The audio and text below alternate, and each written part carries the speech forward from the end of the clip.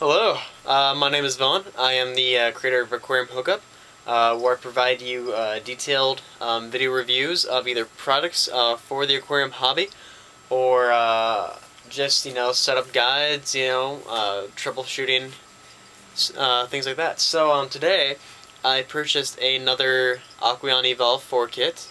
I purchased it because I decided to set up a nano puffer aquarium. Here is the Evolve 4. As you may or may not have seen on my review about this product, it's a pretty well put together product.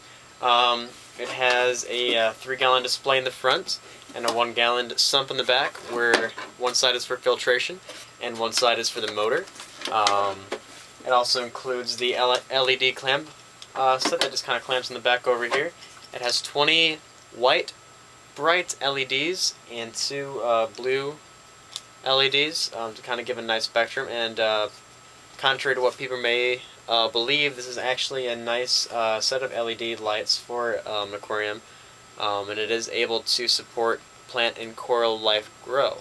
So it's definitely a good LED little system. Also included is a plastic cover for the top of the cave and a back cover for the back of the sump. Now, it's up to you whether or not you want the cover on there, but I suggest that you do keep the cover on there because fish do end up jump out of their tank once in a while. You may not think it's true, but it does happen. You don't want to be that person that's there the next morning seeing their fish dried out on the ground. It's not a fun thing to go through. And it also keeps the water from evaporating, as much. So definitely a big plus to have this cover there. It also comes with this little sample size of Aqueon Tropical Flakes and Aqueon Water Conditioner. So I will be using both of these today. And so right now I'm going to be first checking the tank, making sure that it's not defective anyway. It is a new tank, but it's always recommended that you give it a good run through to make sure there's no cracks and no leaks. Especially if you were to buy a tank that's used. You never know if there might be a crack, so what most people recommend is that you fill up your tank with at least half the amount of water and let it sit overnight and just view if there's any water leaks throughout the tank the next day. But right now I'm just going to fill this up with water and get the motor in the back set to the area where I would most like it to be. Yeah, and then I'll just be setting it up. Hello! So, everything's set to go, okay? The tank has been cleaned out. The motor I've set to the place that I want it to be. The gravel has been thoroughly rinsed out, and the rocks and everything else has been rinsed off. I'm going to first start to add the gravel to the tank, and then add a little bit of the rocks, kind of get some of the decorations going. And then from there I'm going to add water to the tank. Now, if you already have tanks at home, tanks that have been fully set up and are fully cycled, that is, they're fully cycled with the nitrogen cycle, you can go ahead and add up to or at least half of the tank water you need. So let's say, so this is a 4-gallon tank. I would want maybe 2, maybe 3 gallons from a mature tank. And that basically will help speed up the cycle, because in that water is going to be bacteria that has already been floating around for a while, and that really will help out the whole process. So if that bacteria is already in that tank, it's going to speed it up and help colonize the biological bacteria growth that you are going to need. So I'm going to do that, and then the rest you'll fill up with just dechlorinated tap water, or reverse osmosis water, whatever you choose. If you can actually get reverse osmosis water, that's probably better. It's always better to have RO water, just because it's the most simple, most purest water you can add to your tank that has nothing else in it. But if you are using tap water, you are going to need to treat it. Now there are 2 types of water treaters out there. One is a water conditioner, or it is mostly water conditioner. The other one is just a tap water dechlorinator. Now both of these products are the exact same thing. However, water conditioners are a little more pricey and don't last as long, whereas tap water conditioners are less expensive and last a lot longer. The reason why is because water conditioners only contain a bit of water dechlorinator and some extra vitamins and minerals that actually coat your fish and make them not as stressed out during water changes. That's why people use water conditioners not only for water changes, but also if they see any stress-reduced illnesses or stress-induced illnesses on their fish. So I personally always go for a tap water chlorinator, but since I already have this little free sample from the kit, I'm going to go ahead and use this. So let's get this started. Now, with all this gravel, you can definitely do a lot more to the tank. So I have all my rocks right here, so I'm just going to start kind of placing them in areas that I see fit. Especially if you have a lot of gravel, you can kind of do things where you can have little mounds. So this rock right here, you know, will have some room underneath it. And the more pieces that you actually have, the more fun stuff you can do with your tank. And the more kind of construction processes you can do.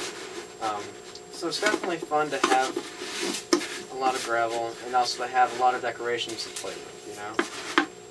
I primarily just like using live things like rock or live plants, but that's, you know, my own personal preference. You don't have to be like me, but it definitely gives you a bit more to go on.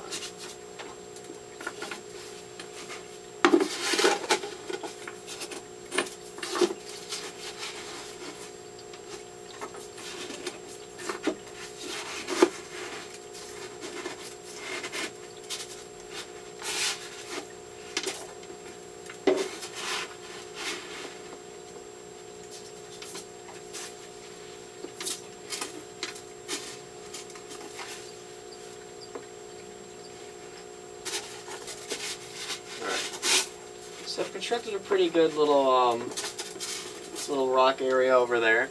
Now you may be wondering why I have this towel on me.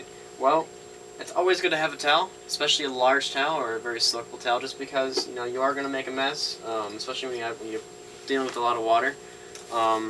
Anything can happen. It's always good to be prepared. You don't want to have to be rushing around your house while something happens, or if there's just, you know, little spots here and there that you can just clean up, you could definitely do that. So that is why I always have a towel on me. So now that's all good to go. I'm going to start filling this up with water now. Alright, so I set up the tank. I've added the LEDs and those are on, and the filter is running as well. So if you can see all this cloudiness, that is mostly because of, like I said, all that dust. You know, even after giving it a good rinse off, there's still always going to be a little bit left over, so don't be worried about that. That'll clear up easily within a couple hours, maybe a day or two. Now, before I put the filter in there, that also will help clear this up, you are going to need to rinse this off. And that's just because of the activated carbon in here that is a little bit dusty usually when you first get it. So you are going to need to rinse it off.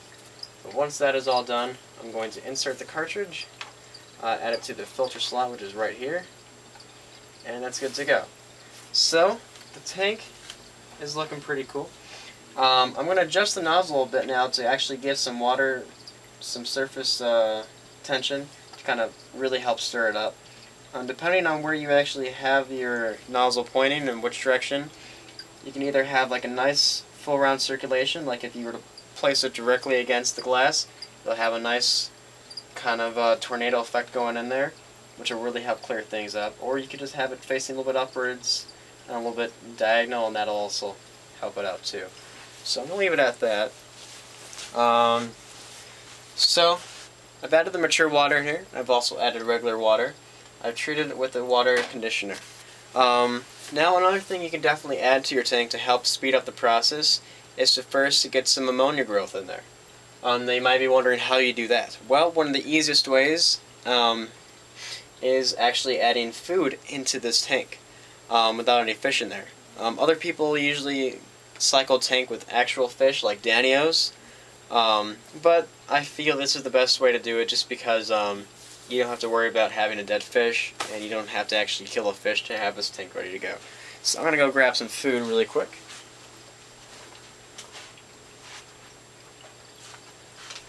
Alright, so I have here the tropical flakes that came with the kit. Now, I'm not going to put a lot in here because there's no fish in there to actually to eat it. I'm just going to put enough where it's a good start, okay? So I'm going to give it a nice pinch right there. And all that's going to swish around and will definitely help jumpstart it.